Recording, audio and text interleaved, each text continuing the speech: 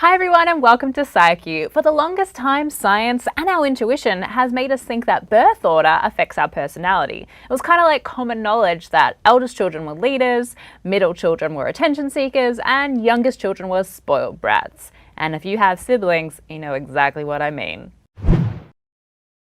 Up until 2015, researchers always thought that birth order affected our personality. The logic goes like this. Firstborn children, like me, get all their parents' attention and pressure, which means they tend to be high achievers and are more likely to be academically able. They also develop leadership skills and independence from all of those years bossing around their younger siblings. Hillary Clinton, Winston Churchill, Beyonce, and Oprah are all perfect examples of that high-achieving leader-type firstborn child. Youngest born children often have the opposite experience. Their parents have kind of given up being the taskmasters and are a lot more lenient.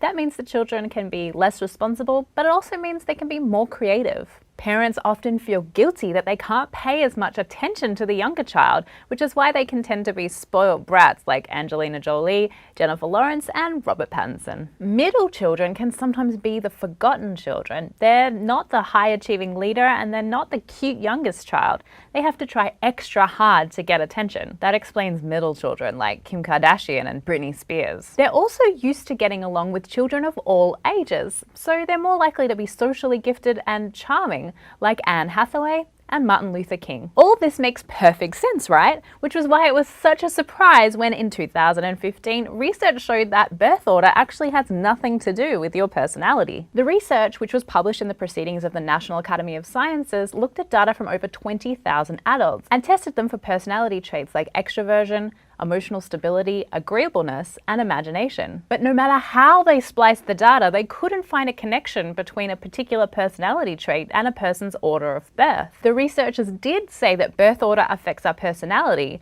but in a way that varied. So for example, if your older siblings bullied you, you might be more withdrawn. But if your older siblings invited you to lots of parties, you might be more extroverted. What they did find is that firstborn children are likely to have a slightly higher IQ score.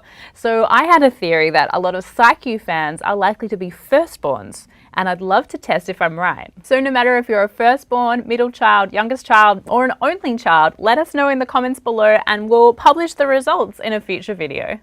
Hi everyone, I'm Jade Lovell, resident science nerd on the Young Turks Network. You're watching PsyQ and we know you don't want to miss an episode, so please click the subscribe button down below.